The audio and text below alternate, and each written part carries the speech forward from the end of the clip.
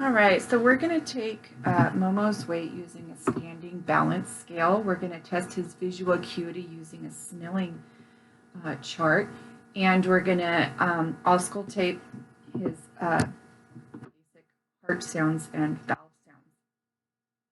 So if he's able to stand and as this condition permits, I'll have him stand on the scale, and the scale first would need to be, make sure it's calibrated, make sure it's set at 0.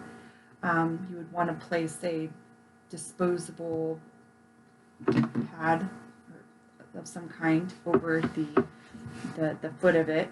So when he stands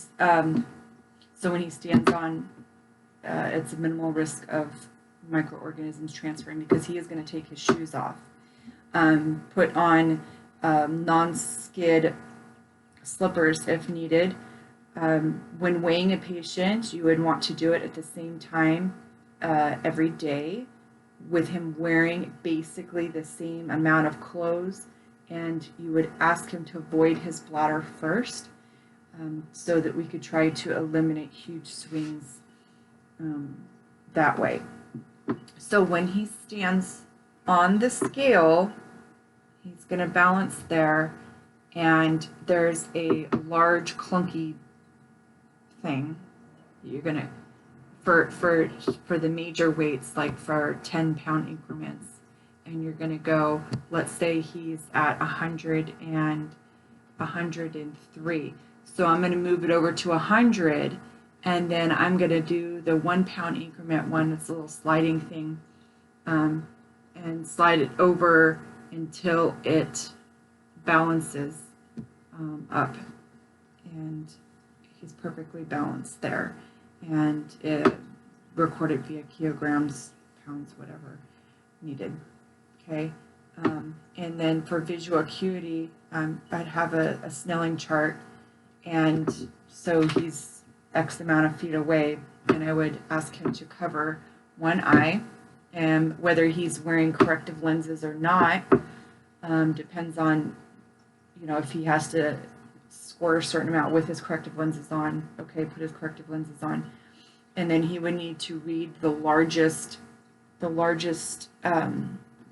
letter on the Snelling chart that he could see, and it goes from 2200 at the very top, with the largest number being what can be seen, and then it goes down lower from there. 20/20 vision, which is supposed to be considered normal, healthy vision. He would need to be able to read every single letter on that row, no more than 2 mistakes. If he does make more than 2 mistakes, you would need to go up a row so it's larger, and then read that, covering each eye individually. And it's documented for each eye. The right eye is OD, the left eye is OS, and so that's how visual acuity is measured and documented. Basic heart sounds would be probably him just resting, and I would want to take his apical pulse, which is going to be at it's midclavicular, left side midclavicular, fifth intercostal space. So I would take his apical pulse for 1 minute using the diaphragm, and then if I wanted to listen to the heart valves, I would want to turn it around and use the bell, and there's 4 valves.